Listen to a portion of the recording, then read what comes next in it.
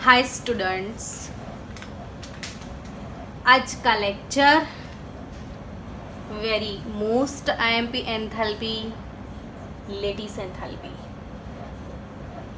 ये जेडबलई नीट के लिए स्पेशल वीडियो रिकॉर्डिंग चालू है अपना, क्योंकि हम चाहते हैं इस बार नीट में केमिस्ट्री में 180 में से 180 मार्क्स आए। अपना हाईएस्ट रिकॉर्ड केमिस्ट्री का अब तक का 152 आउट ऑफ 180 मार्क्स है, जो कि बहुत ही अच्छे मार्क्स इसको बोल सकते हैं हम, और वो भी 100% एक्यूरेसी के साथ, क्योंकि जो राघव जामनानी था, हाँ गोधरा में से कई लोग शायद बाहर गए हो और 500 अबव मार्क्स आए हो, या किसी ने ड्रॉप लिया हो और 500 अबव हो सकते हैं, लेकिन ये फर्स्ट अटेम्प्ट में ही राघव जामनानी के मार्क्स 519 थे और केमिस्ट्री में उसने 37 MCQ टिक किए थे और 37 राइट। तो 100% एक्यूरेसी के साथ अपना केमिस्ट्री का जो रिजल्ट था वो 152 मार्क्स थे। तो इस बार आपके लिए तो बहुत ज़्यादा हेल्पफुल वर्कआउट मैं करने जा रही हूँ कि ये बहुत टाइम लगता है वीडियो बनाने में। तो जो भी जितने भी कंसेप्ट हैं वो इसलिए हम ये रिकॉर्डिंग करके रख रहे हैं, ताकि जब भी आप चाहो कि भाई ये टॉपिक मैं भूल गई तो मैं उस वीडियो को देख के रिवाइज कर पाऊँ।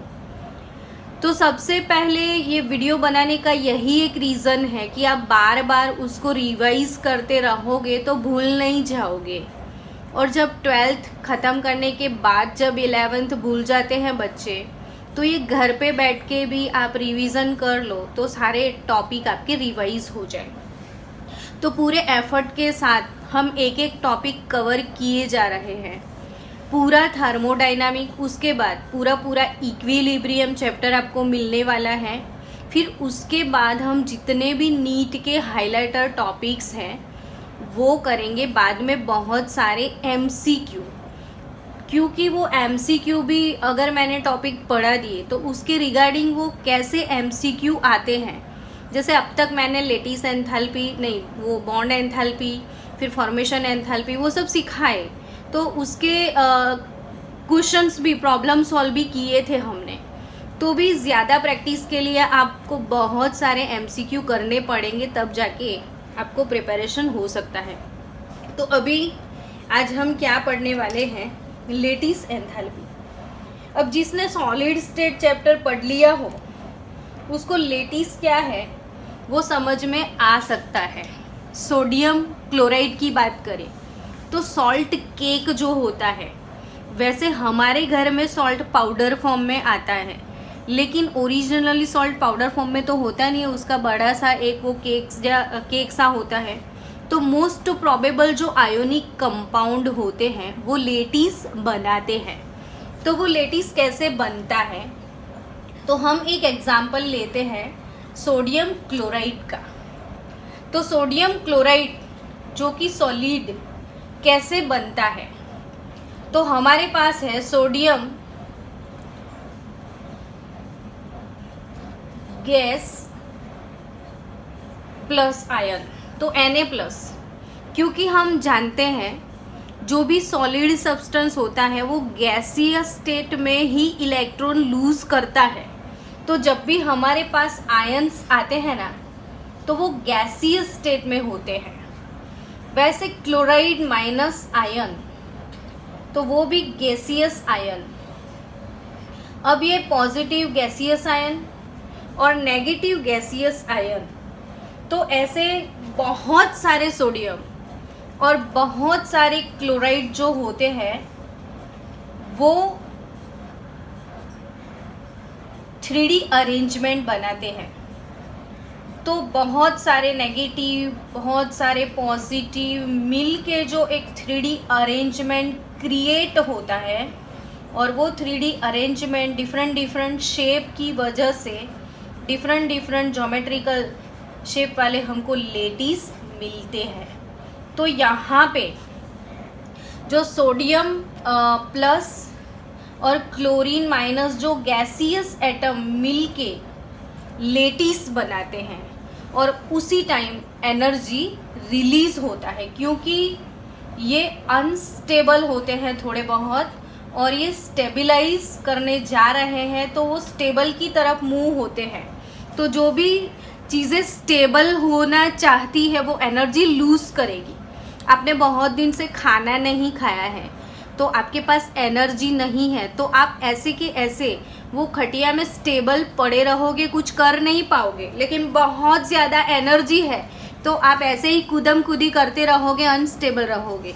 तो यहाँ पे जिसका एनर्जी लेवल कम होता है, इससे इसका एनर्जी लेवल काफ़ी कम है। मतलब ये जो गैसियस आयंस हैं वो मिल के जब लेटिस बनाते हैं तो बहुत सारी एनर्जी रिलीज करते हैं। यहाँ पे हीट क्या होती है, रिलीज होती है। और जो हीट रिलीज होता है ना, उसको ही हम लेटिस एंथैल्पी बोलते हैं। तो लेटिस एंथैल्पी का डेफिनेशन क्या रहेगा कि lattice enthalpy of an ionic compound, lattice enthalpy of an ionic compound is the enthalpy change that occurs when 1 mole of the ionic compound dissociate into ions in the gaseous state। अब यहाँ पे तो मैंने कुछ उल्टी बात कर ली कि भाई डिसोसिएशन की बात आ रही है, यहाँ पे एसोसिएशन की बात आ रही है। तो यस, ये दोनों मिलके जब एसोसिएट होते हैं, सपोज ये सोडियम क्लोराइड है तो 787 किलो जूल पर मोल हीट यहाँ पे रिलीज होता है। उसको हम lattice formation enthalpy which is denoted by symbol delta UH बोलते हैं। तो ये हो गया लेटिस फॉर्मेशन एंथैल्पी। अब ये बना बनाया लेटिस है, तो इसी लेटिस को मुझे डिसोसिएट करके अगेन वो नेगेटिव मतलब गैसियस आयंस में डिसोसिएट करना है। तो जैसे ये नज़दीक आए थे तो एनर्जी रिलीज हुआ था, अब इतना ये लेटिस को हम इतना एनर्जी वापस से प्रोवाइड कर देंगे तो यही स्टेट में वो वापस चले जाएंगे। तो दोनों को हम लेटिस एंथैल्पी बोल सकते हैं। अगर NaCl को हमने 7, ये लेटिस है सपोज, तो लेटिस को हमने 787 किलो जूल में 788 किलो जूल एनर्जी सप्लाई कर दिया तो वापस अपने गैसियस फॉर्म में चले जाएंगे। तो यहाँ पे ये लेटिस जो बना उसको डिसोसिएट करते हैं उसके आयंस में। अगेन मैं उसका डेफिनेशन बोलती हूँ, देखो कि lattice enthalpy of an ionic compound is the enthalpy change that occurs when 1 mole of the ionic compound, मतलब 1 मोल सोडियम क्लोराइड डिसोसिएट, ये वाला sodium chloride dissociate into ions. ये सोडियम क्लोराइड आयंस में dissociate हुआ और वो भी कैसा, गैसियस स्टेट में। तो इसको हम बोलते हैं लेटिस एंथैल्पी। अब सिंपल अपनी वाली लैंग्वेज में बोले ना तो कोई लेटिस को ब्रेक करना है, तोड़ना है, पत्थर को तोड़ना है, तो तोड़ने के लिए आपको एनर्जी देना पड़ेगा, तो उसको भी लेटिस एंथैल्पी बोलते हैं। लेकिन जब पत्थर का फॉर्मेशन होता है तब एनर्जी रिलीज होता है और जितना रिलीज होता है उतना तोड़ते वक्त एब्जॉर्ब होता है। तो हम दोनों को क्या बोल सकते हैं, लेटिस एंथैल्पी। अब ये जो लेटिस एंथैल्पी है वो कैसे कैलकुलेट की जाती है या कंपेयर कैसे करते हैं, तो factors affecting on lattice enthalpy. Suppose आपको क्वेश्चन पूछ लिया कि भाई NaCl और कैल्शियम ऑक्साइड, अब इन दोनों में किसकी लेटिस एंथैल्पी ज़्यादा है, तो ऐसा क्वेश्चंस नीट में आते हैं। तो लेटिस एंथैल्पी अब इन दोनों में किसकी ज़्यादा, तो लेटिस एंथैल्पी मेजर करनी है। तो मेजर करने के लिए हमारे पास डायरेक्ट मेथड तो कोई भी नहीं है, इनडायरेक्ट मेथड है। लेकिन इसकी लेटिस एंथैल्पी कैसे मैं कैलकुलेट करूँ, तो generally lattice enthalpy depends upon the force of attraction. तो lattice enthalpy depends upon the force of attraction. तो फोर्स ऑफ एट्रैक्शन जितना ज़्यादा होगा, ये दोनों एक दूसरे के बहुत ज़्यादा करीब है, बहुत ही एक्सेस अट्रैक्शन है, तो इनको ब्रेक करने के लिए मुझे एक्सेस एनर्जी देना पड़ता है। अब यहाँ पे एक चीज़ नोट डाउन करना, मैं भूल गई बताना कि जब ये स्टेबल होके ना लेटिस बनता है तब हीट रिलीज होता है। तो हमेशा याद रखना, जितना ज़्यादा हीट रिलीज होता है उतना ही ज़्यादा वो स्टेबल होता है। मतलब जिसकी लेटिस एंथैल्पी सबसे ज़्यादा है वो ज़्यादा स्टेबल है, जिसका लेटिस एंथैल्पी ज़्यादा है वो ज़्यादा स्टेबल है, ठीक है ना।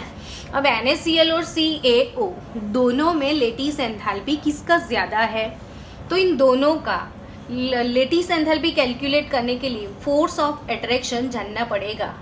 तो फोर्स ऑफ अट्रैक्शन कैसे कैलकुलेट करते हैं, तो K Q1 Q2 by R², ये फॉर्मूला है फोर्स ऑफ अट्रैक्शन जानने के लिए। अब यहाँ पे फोर्स ऑफ अट्रैक्शन के Q1 क्या, तो charge on the cation, Q2 क्या, तो charge on the anion, and R distance between this two. Suppose sodium का साइज है ये क्लोराइड का साइज है, तो इन दोनों के बीच का जो डिस्टेंस है उसको हम R बोलते हैं। तो ये दोनों आयन के बीच के डिस्टेंस को हम रेडियस R बोल देते हैं यहाँ पे, या डिस्टेंस R बोलते हैं। तो अब ये सोचो कि लेटिस एंथैल्पी किस पे डिपेंड करती है, तो दोनों आयन कैटायन और एनायन के चार्ज के ऊपर और इन दोनों के बीच का जो डिस्टेंस है उसके ऊपर। तो यहाँ पे फोर्स ऑफ अट्रैक्शन कैलकुलेट करो आप, तो के Na का +1 Cl का -1, तो 1 × 1 अपॉन R जो भी हो, तो शायद तो ए 1 × K हम समझ लेते हैं। अभी इसके लिए फोर्स ऑफ अट्रैक्शन में निकालूं तो सीधा सीधा हिसाब है कि कैल्शियम का चार्ज +2, ऑक्सीजन का -2, तो यहाँ पे Q1 और Q2 बाय R² की बात करें तो दोनों का 2 × 2 4K हो जाएगा। तो बट ऑब्वियस अगर इसका लेटिस एंथैल्पी U है तो इसका 4 टाइम्स U होगा, तो इससे 4 टाइम्स ज़्यादा लेटिस एंथैल्पी कैल्शियम ऑक्साइड का होगा। आई ना बात समझ में।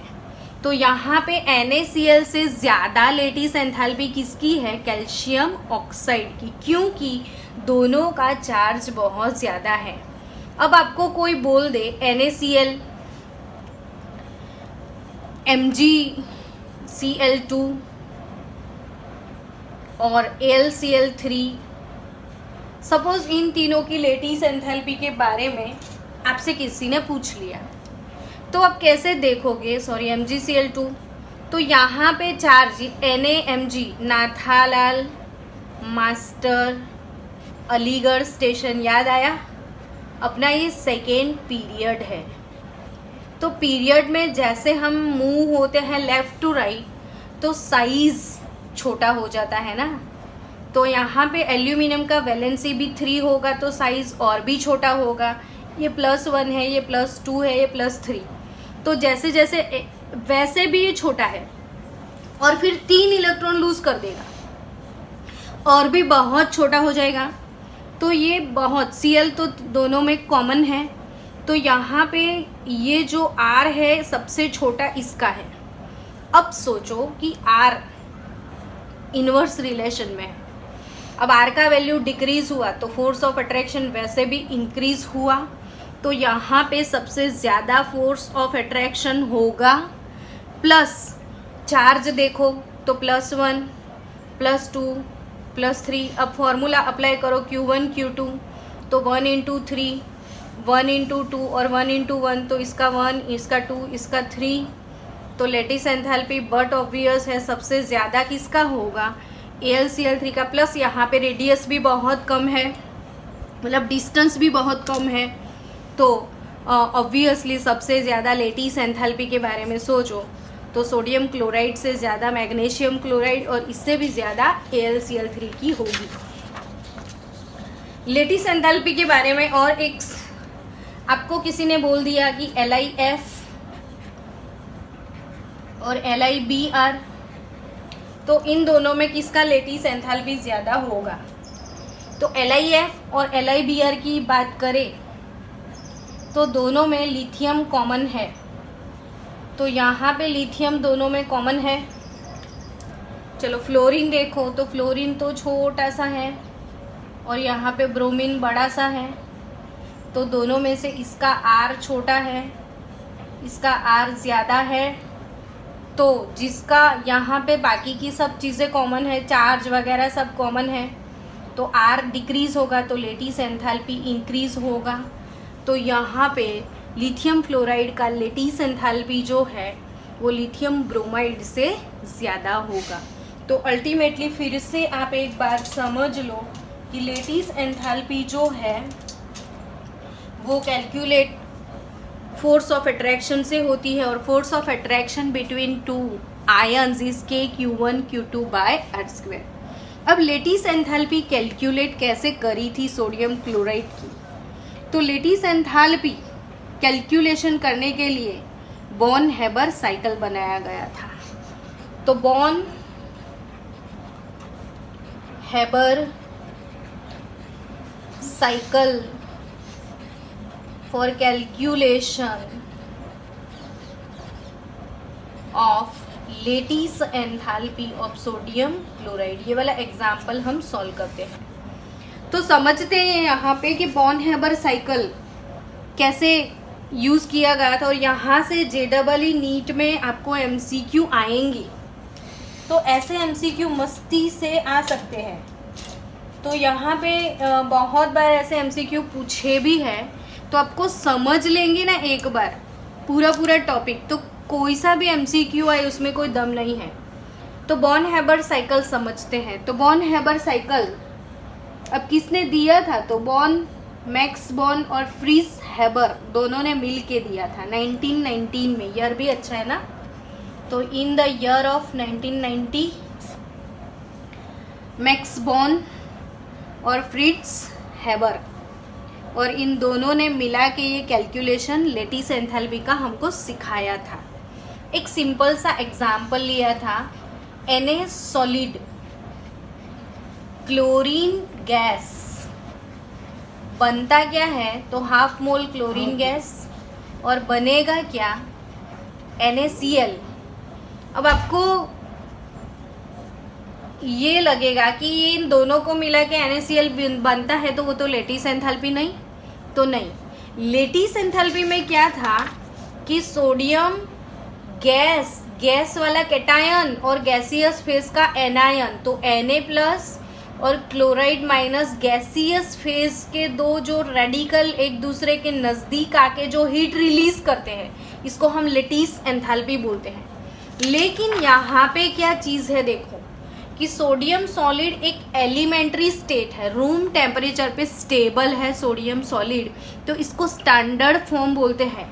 ये भी इसके स्टैंडर्ड फॉर्म में है, और दोनों के स्टैंडर्ड फॉर्म को मिला के NaCl सॉलिड पूरे स्टैंडर्ड फॉर्म में आया है, तो इसको हम फॉर्मेशन एंथैल्पी बोलेंगे। तो ये कौन सी एंथैल्पी है, अपनी फॉर्मेशन एंथैल्पी। और सोडियम क्लोराइड की फॉर्मेशन एंथैल्पी कितनी है, तो -411.2 किलो जूल पर मोल।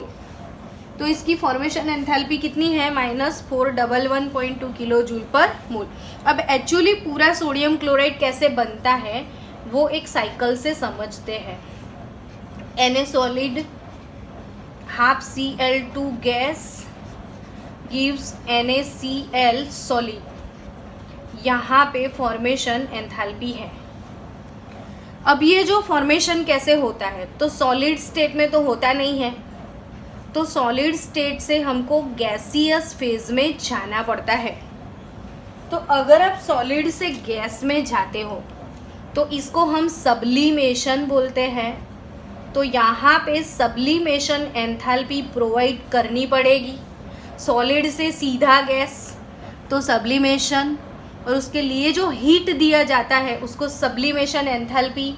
तो एम्बुलेंस अपनी 108.4 kilo joule per mole which is positive absorb होगा। फिर हमको क्लोरीन, यहाँ पे जो क्लोरीन है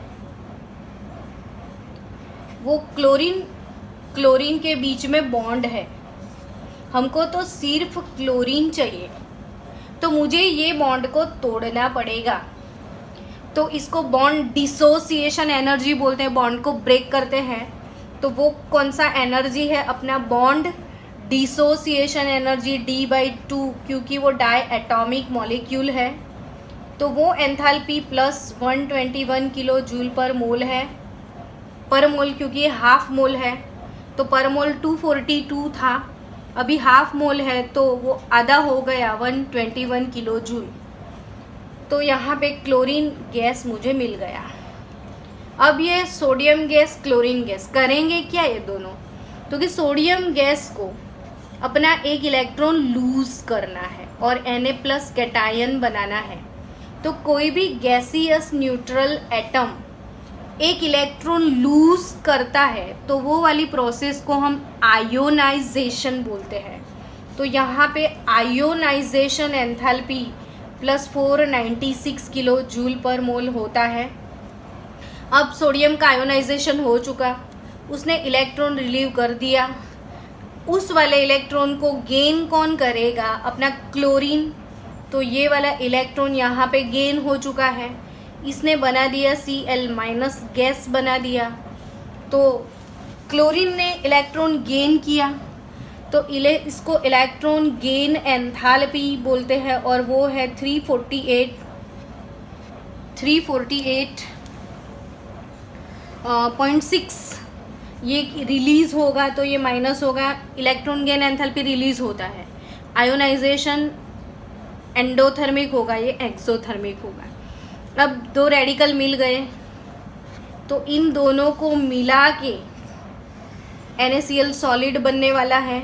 दो गैसियस रेडिकल देखो, दो गैसियस रेडिकल एक दूसरे के करीब आएंगे, हीट रिलीज करके स्टेबल हो जाएंगे, तो हमको लेटिस मिलने वाला है। तो यहाँ पे लेटिस एंथैल्पी डेल्टा UH वो नहीं पता है, वो कैलकुलेट करना है। तो वो कैसे कैलकुलेट करेंगे हम? तो इसको कैलकुलेट कैसे किया जाता है? तो ये कौन सा एंथैल्पी है? Formation enthalpy. अब अकॉर्डिंग टू हेस लॉ, तो हेस लॉ जो है उसने ऐसा बोल दिया है, हेस अंकल ने, कि ये वाला रिएक्शन यहाँ पे फॉर्मेशन हुआ लेकिन बहुत सारे स्टेप्स से गुजर रहा है। तो जब रिएक्शन में बहुत सारे स्टेप्स होते हैं तो जो फाइनल चेंज है वो कैसे निकालते हैं? तो इसमें जितने भी स्टेप्स हैं उसका हमें टोटल करना होता है। तो अभी ये फाइनल एंथैल्पी जो फॉर्मेशन एंथैल्पी है, हमारा फाइनल एंथैल्पी कौन सा है? Formation enthalpy. तो उस फॉर्मेशन एंथैल्पी को मुझे कैसे कैलकुलेट करना है वो समझो। तो फॉर्मेशन एंथैल्पी कैलकुलेट करने के लिए मुझे सारी एंथैल्पीज़ का टोटल करना पड़ेगा। तो यहाँ पे formation enthalpy of sodium chloride लेना है, ठीक है। तो पहले कौन सा एंथैल्पी दिया था? तो सब्लिमेशन हुआ था। फिर कौन सा हुआ था? डिसोसिएशन हुआ था। फिर कौन सा हुआ था? आयोनाइजेशन हुआ था। फिर क्या था? इलेक्ट्रॉन गेन था। फिर क्या था? लेटिस फॉर्मेशन था। तब जाके ये फॉर्मेशन मिला। तो फॉर्मेशन का वैल्यू कितना था? तो 411.2 किलो जूल। सब्लिमेशन कितना था? तो 108.4। डिसोसिएशन कितना था? तो 121 आधा मोल के लिए। फिर हमारे पास डेल्टा आयोनाइजेशन कितना है? तो 496 है। डेल्टा इलेक्ट्रॉन गेन कितना है? तो 348.6 है। और लेटिस एंथैल्पी नहीं है। तो इस सब को यहाँ पे जोड़ दो तो आपको लेटिस एंथैल्पी ऑफ NaCl मिल जाएगा। और वो कैसे मिलेगा, कितना मिलेगा, तो -788 किलो जूल पर मोल, 787 पॉइंट समथिंग, तो ऑलमोस्ट 788 किलो जूल पर मोल। तो बॉर्न हैबर साइकिल जिसमें ये फॉर्मेशन एंथैल्पी था, बाकी के जितने भी टर्म थे उसका टोटल एडिशन होता है। और यहाँ पे नॉट ओनली लेटिस एंथैल्पी, हम सब्लिमेशन, डिसोसिएशन कुछ भी निकाल सकते हैं। जो भी मिसिंग पॉइंट है उसको हम यहाँ से कैलकुलेट कर सकते हैं। तो आज ये टॉपिक हमारा ख़त्म हुआ कि भाई calculation of lattice enthalpy from Born Haber cycle. और लेटिस एंथैल्पी जो भी है तो उसके बारे में 2 इम्पॉर्टेंट फैक्ट्स आप रिवाइज भी कर लो कि लेटिस एंथैल्पी कैसे कैलकुलेट किया जाता है। तो lattice enthalpy depends upon the force of attraction is nothing but K Q1 Q2 by R²। तो उससे लेटिस एंथैल्पी का कंपैरिजन किया जा सकता है। और दूसरा, लेटिस एंथैल्पी कैलकुलेट किससे करते हैं, तो बॉर्न हैबर साइकिल से। तो मुझे याद क्या रखना है, तो greater the lattice enthalpy more stable is the ionic compound and greater the lattice enthalpy of an ionic compound less is its solubility in water। फिर से याद कर लो कि जितना लेटिस एंथैल्पी ज़्यादा है उतना फोर्स ऑफ अट्रैक्शन बहुत ज़्यादा है, तो वो सब्सटेंस जल्दी ब्रेक नहीं होता है, इसलिए वो जल्दी डिज़ोल्व भी नहीं होगा। तो जिसका लेटिस एंथैल्पी बहुत ज़्यादा होगा उसकी सॉल्युबिलिटी कम होगी।